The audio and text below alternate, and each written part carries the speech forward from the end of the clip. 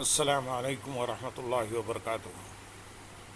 الحمد للہ رب العالمین والصلاة والسلام علی سید المرسلین، اما بعد فاعوذ باللہ من الشیطان الرجیم، بسم اللہ الرحمن الرحیم۔ برادران عزیز و معزز خواتین، آج کی اس نشست میں حسن اخلاق پر بیان ہوگا جو قرآن و احادیث کی روشنی میں ہوگا۔ حسن اخلاق اسلام کی بنیادوں میں سے ایک عظیم بنیاد ہے۔ عبادات انسان کو اللہ تعالیٰ سے جوڑتی ہیں، جبکہ اچھے اخلاق انسان کو اللہ کی مخلوق کے قریب کرتے ہیں۔ نبی کریم صلی اللہ علیہ وسلم کی بعثت کے اہم مقاصد میں سے ایک مقصد اخلاق حسنہ کی تکمیل بھی تھا۔ اسلام صرف عبادات کا نام نہیں بلکہ اچھے کردار، نرم گفتاری، صبر، عفو و درگزر، عدل و انصاف اور حسن معاشرت کا بھی نام ہے۔ اللہ تعالیٰ اور اس کے رسول صلی اللہ علیہ وسلم نے بار بار مسلمانوں کو حسن اخلاق اختیار کرنے کی تلقین فرمائی ہے، کیونکہ یہی دنیا و آخرت کی کامیابی کا ذریعہ ہے۔ قرآن کریم کی روشنی میں حسن اخلاق نبی کریم صلی اللہ علیہ وسلم اخلاق حسنہ کا کامل نمونہ۔ اللہ تعالیٰ ارشاد فرماتے ہیں سورۃ القلم آیت نمبر 4 میں، اور بے شک آپ صلی اللہ علیہ وسلم عظیم اخلاق پر فائز ہیں۔ اس آیت مبارکہ میں اللہ تعالیٰ نے اپنے محبوب صلی اللہ علیہ وسلم کے اخلاق کی عظمت کا اعلان فرمایا۔ آپ صلی اللہ علیہ وسلم کی پوری زندگی رحم، محبت، شفقت، عفو و درگزر اور حسن سلوک کا عملی نمونہ تھی۔ نرمی اور خوش اخلاقی کی اہمیت اللہ تعالیٰ ارشاد فرماتے ہیں سورۃ آل عمران آیت نمبر 159 میں، اللہ کی رحمت کے سبب آپ صلی اللہ علیہ وسلم ان کے لیے نرم دل ہیں، اور اگر آپ سخت مزاج ہوتے تو لوگ آپ کے پاس سے منتشر ہو جاتے۔ اس آیت سے معلوم ہوا کہ لوگوں کے دل جیتنے کا بہترین ذریعہ نرم مزاجی اور خوش اخلاقی ہے۔ برائی کا جواب بھلائی سے دینا۔ اللہ تعالیٰ ارشاد فرماتے ہیں سورۃ المومنون آیت نمبر 96 میں، برائی کو اس طریقے سے دور کرو جو سب سے بہتر ہو۔ یعنی اگر کوئی تکلیف پہنچائے تو صبر، حکمت اور اچھے اخلاق کے ساتھ معاملہ کیا جائے۔ معاف کرنا اور درگزر کرنا۔ اللہ تعالیٰ ارشاد فرماتے ہیں سورۃ النور آیت نمبر 22 میں، انہیں معاف کر دینا چاہیے اور درگزر کرنا چاہیے، کیا تم پسند نہیں کرتے کہ اللہ تمہیں بخش دے؟ احادیث مبارکہ کی روشنی میں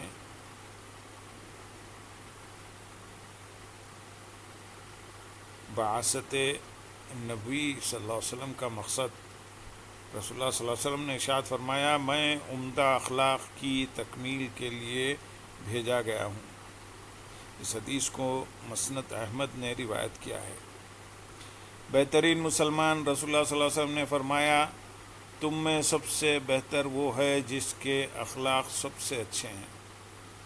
اس حدیث کو صحیح بخاری نے روایت کیا ہے۔ کامل مومن کی نشانی، رسول اللہ صلی اللہ علیہ وسلم نے فرمایا، مومنوں میں ایمان کے اعتبار سے سب سے کامل وہ ہے جس کے اخلاق سب سے اچھے ہیں۔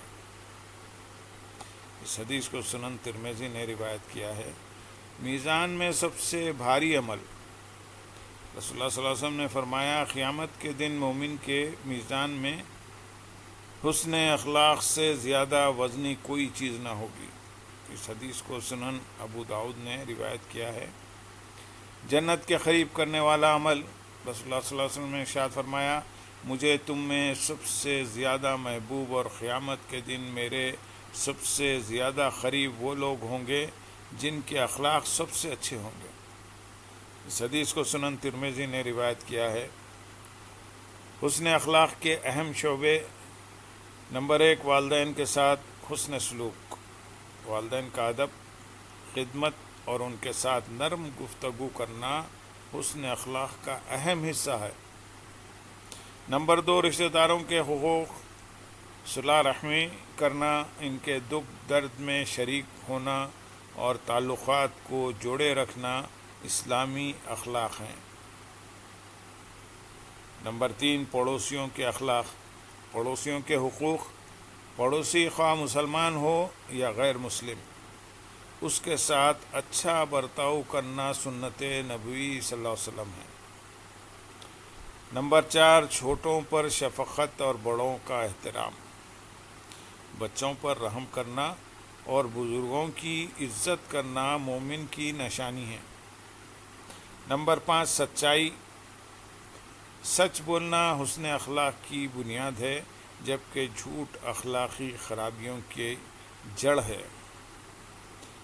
نمبر 6، امانت داری، امانت کی حفاظت کرنا اور دیانت داری اختیار کرنا اسلامی اخلاق کا اہم حصہ ہے۔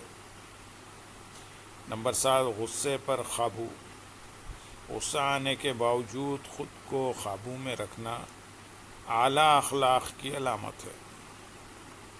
نمبر 8، عفو و درگزر، دوسروں کی غلطیوں کو معاف کرنا اور انتقام سے بچنا اللہ تعالیٰ کو پسند ہے۔